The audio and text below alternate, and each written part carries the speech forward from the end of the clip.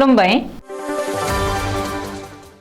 बे समाव बडलेण्ड इंखं टेलिभिजननि स्टुडियोआव आं मिथिका नार्जारी दिनै मोनाबिलिनि गाहाय रादाबफ्राव दङ। आसाम बिधान सभानिफ्राय सिखावा गारि खावनानै लांदों। काछाराव सा 9 HPC टिउरियाफोरा हाथियार गथायदों। धेकियाजुलियाव थर्द बमा बोखांदों। नगाव जिल्ला खुंथाया 18 जानुवारिनि गेजेराव बटद्रयाव इभिक्सन खालामनायनि रिपर्ट होनांगोन। मरिगावआव गं 262 सिम कार्डजों लोगोसे सानै साइबार क्रिमिनेल हमदों। गसाइगाव जिल्ला अल बड सेनियर सिटिजेन फरामखौ दाफुंबाय। सालबारिनि फालसिगुरियाव गायसनदों अमृत सरोवरनि अन्थाइ खुन्थिया। वर्ल्ड हेरिटेज एरिया माहारियारि मानास हाग्रामायाव फिन आरोबाव गिख्रंथाव जाथाय। सुबनखाता बेलस्रि गामियाव जरासे बोराय बुरैया जिउनि जोबथा बुब्लियावबो थांना थानायनि थाखाय गोब्राब जुजिनांदों। दानिया फैदो आबुं रादाबाव।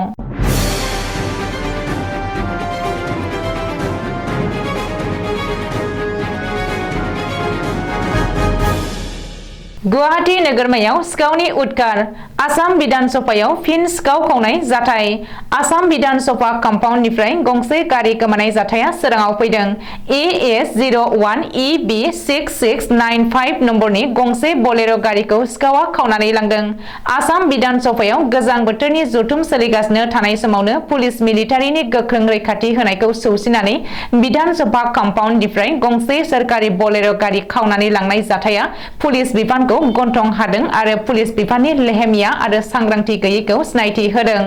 गुबुन फारसे दिसपुर पुलिसनि मेगन सिगाङावनो बिधान सभायाव बेबायदि सिखाव खावनाय जाथायखौ पुलिसा सिखोमानो नाजादों होननानै गोख्रों अजद थिखांदों। बबेखानि बे जाथायनि सायाव दिसपुर पुलिसा संदाननो नायबिजिरनो जागायदोंमोनब्लाबो बे खौरांखौ सुजुनाय समहालागै गारि आरो सिखावनि बागै जेबो खौरां मोननो हायाखै। मिथिनो हानाय बायदिब्ला सिखावा बिधान सभानिफ्राय खावनानै लांनाय बोलेरो गारिया गंसे सोरखारि गारिमोन। PWD बिफाननि इन्जिनियारनिमोन बे गारिया। मख'नो गोनांदि बेनि सिगां थांनाय समबारखालिसो दिसपुर फ्लाइअभार सिंनिफ्राय गंसे बोलेरो गारि गोमादोंमोन। काछाराव आरोबाव सा 9 टिउरियाफोरा गावसोरखौनो गथायदों। बावैसो सान सिगां सा 1179 ब्रु टिउरियाफोरा हाथियार गथायनायनि उनाव काछाराव आरोबाव सा 9 HPC सुंदयै टिउरियाफोरा हाथियार गथायदों। मिथिनो हानाय बायदिब्ला उदखारि आफाद मार पिपल्स कन्भेन्सन सुंदयै HPC नि सा 9 सोद्रोमाफोरा मैया बुधबारखालि लखिपुराव थानाय साब डिभिजनेल पुलिस अफिसार मावख'आव थांनानै गावसोरखौनो पुलिसनो गथायो आरो हाथियार जमा होयो। HPC नि सा 9 सोद्रोमाफोरा हाथियार गथायनाय हाबाफारियाव DIG कंकन ज्योति सैकिया, काछारनि ASP नमुल माहातोआबो बाहागो लायो। बबेखानि HPC टिउरियाफोरा गावसोरखौनो आसाम पुलिसनि आखायाव गथायनाय समाव AK सिरिजनि गंबा राइफल आरो गोबांथार बिबांनि गोगो गुलिफोरखौबो जमा होयो। धेकियाजुलियाव बमा मोनदों। गंसे दालां सिंनिफ्राय बोखांनो हादों आखाइजों बानायनाय थर्द बमा। मिथिनो हानाय बायदिब्ला सनितपुर जिल्लानि धेकियाजुलि सिराजुलि ओनसोलनि गंसे दालां सिङाव आखाइजों बानायनाय थर्द बमा बोखांनो हादों। सिराजुलियाव गंसे दालां सिङाव बमा दोनखोमानायनि बागै आर्मि इन्टेलिजेन्सनिफ्राय खौरां मोननाय लोगो लोगो पुलिस बिफाना बै थावनियाव थाङो आरो गोख्रैनो सार्च अपारेशन खालामनानै दालां सिंनिफ्राय थर्द बमाखौ बोखांनो हायो होननानै सुलुङाव फोरमायदों।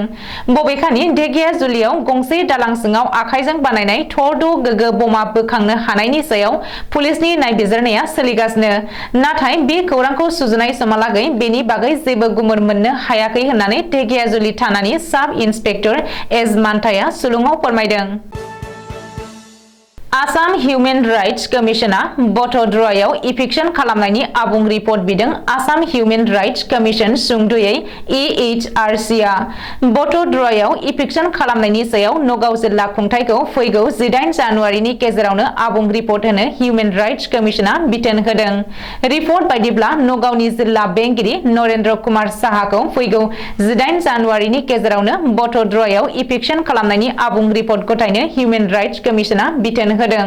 मख'नो गोनांदि आसाम सोरखारनि बिथोन बायदियै नगाव जिल्ला खुंथाया थांनाय मंगलबारखालि बटद्रुवानि थिं रेभिनिउ सार्केलनि सिङाव थानाय सान्थिजान बाजार, हाइदुबि, लालुंगाव, जामाय बस्ति आरो बालिस्ट्रनि गासै 1200 बिगानिबो बांसिन हायाव आयेन बेरेखायै दखल खालामना थानायफोरनि सायाव इभिक्सन खालामदों। मरिगाव जिल्लायाव साइबार क्रिमिनेलनि हेंथायै पुलिस बिफाननि जाफुंसार अपारेशन।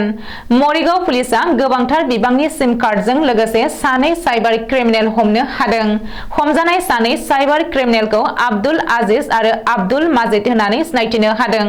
मोनसे स्रोद सुलुंखौ बिथा खालामनानै पुलिसा सिग्रोमनानै गोबांथार बिबांनि सिम कार्डजों लोगोसे सानै साइबार क्रिमिनेलखौ हमनो हादों होननानै सुलुङाव फोरमायदों। बबेखानि बे सिग्रोमनायाव पुलिसा गं 262 सिम कार्ड, गं 31 एटीएम कार्ड, गं 9 पान कार्ड, गं 8 भटार आईडी कार्ड आरो मोनसे चेकबुकखौ पुलिसा बोखांनो हादों। बेनि अनगायैबो पुलिसा गंसे प्रिन्टार, गं 5 मबाइल फन, गं 2 लेपटप आरो गंसे वाइफाइ डिभाइसखौ बोखांनो हादों होननानै मिथिनो हादों।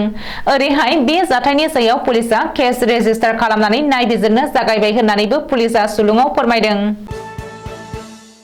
कक्राझार जिल्लानि सिङाव थानाय गसाइगाव सोहोरनि साहा थानाय हाब्रुबिल कमिटिनि नब्लाङाव दिनै गसाइगाव जिल्ला अल बड' सेनियर सिटिजेन फरामखौ दाफुंबाय। गसाइगाव ओनसोलनि साननो हनो गोरों मेलेमजिबि गागि नोगोरारि एबा सेनियर सोद्रोमाफोरखौ लानानै गसाइगाव जिल्ला अल बड' सेनियर सिटिजेन फरामखौ दानाय जादों। परेश ब्रह्मखौ आफादगिरि आरो जगत दिपेन्द्र ब्रह्मखौ गाहाय नेहाथारि महरै सायख'नानै गसाइगाव जिल्ला बड' सेनियर सिटिजेन फरामखौ दानाय जादों। बेनि अनगायै बे फरामाव गासै सा 23 सुबुंखौ सोद्रोमा महरै सायख'नानै लादों। गसाइगाव जिल्ला अल बड' सेनियर सिटिजेन फराम दानाय हाबाफारियाव मिरु अल बड' सेनियर सिटिजेन फरामनि आफादगिरि डक्टर मंगल सिंह हाज'वारि, नेहाथारि अमर सिंह ब्रह्म आरो मिरुनि गोबां दैदेनगिरिफोरजों लोगोसे गसाइगाव ओनसोलनि गोबां साननो हनो गोरों मेलेमजिबि सोद्रोमाफोराबो बाहागो लादों। आजादी का अमृत महोत्सवनि बाहागो महरै दिनै सालबारिनि खाथिनि खरामारा पिएचडिसिनि बेन्दोंआव थानाय फालसिगुरियाव रायजोनि हायाव अमृत सरोबरनि अन्थाइ खुन्थियाखौ हाबाफारि बायदियै गायसननाय जायो। गामि जौगानायनि मोनसे स्पेशेल आसनिनि 23 लाख रांनि खामानि मावनो गोनां अमृत सरोबरनि अन्थाइ खाम्फा गायसनो 21 नं सालबारि बियाबनि टिसिएलसिनि मासिगिरि बिनोद मुसाहारिया अमृत सरोबरनि अन्थाइ खाम्फा गायसननाय हाबाफारियाव घरामारा पिएचडिसिनि लेङाइ मासिगिरि भबेन बर', इउपिपिएलनि इयुथ सेलनि सालबारि जिल्ला कमिटिनि गाहाय नेहाथारि बुद्ध बसुमतारीजों लोगोसे गोबां गोरों गोरा सुबुंफोरा बे हाबाफारियाव बाहागो लादों। माहारियारि मानास हाग्रामानि बासबारि हाग्रा ओनसोलाव मैनि सौनायाव गोब्राब जोखोम जादों सासे सुबुङा। मैजों सौजानानै जोखोम जानाय सुबुंनि मुङा बस्क' खारिया। जोखोम जानाय सुबुंखौ हाखु दाखुयै बरपेटा देहा फाहामसालियाव लानानै थाङो हाग्रा बिफाना। माहारियारि मानास हाग्रामानि सिमायाव संसार जानानै थानाय सुबुंखौ बिसनायाव उन्दुबाय थानाय समावनो सौफैदों मैया। मख'नो गोनांदि गोबाव समनिफ्रायनो फ्लरिकान कलेजाव थानाय बे मैयानो माखासे दाननि सिगां सासे सुबुंखौ सौनानै बुथारदोंमोन। उनाव मैखौ ट्रेंकुलाइज खालामनानै माहारियारि मानास हाग्रामानि हाग्राबारि ओनसोलाव उदां खालामहैदोंमोनब्लाबो मैया फिन ओंखारबोबावनानै बृहस्पतिबारखालि सौवो बस्क' खारिया मुंनि सासे सुबुंखौ।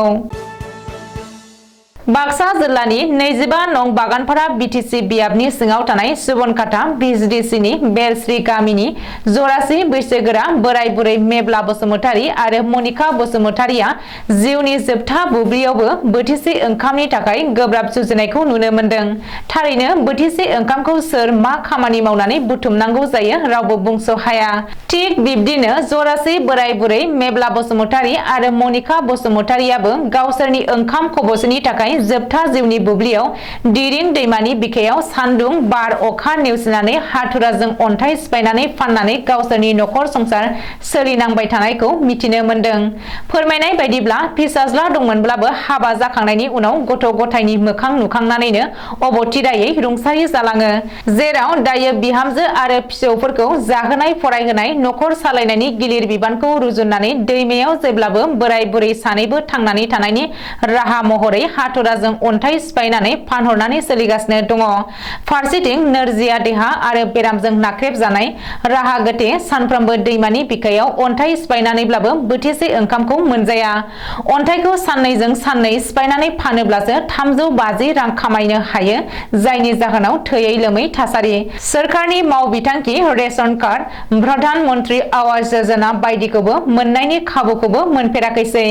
बिनिखायनो गोरिब आरो बेरामजों नाख्रेबजानाय बोराय बुरैया सोरखारखौ आखाइ खबजबनानै आरज खालामहरदों, हायोब्ला अन्नानै एसे मदद एबा अनसुंथाइ होनो।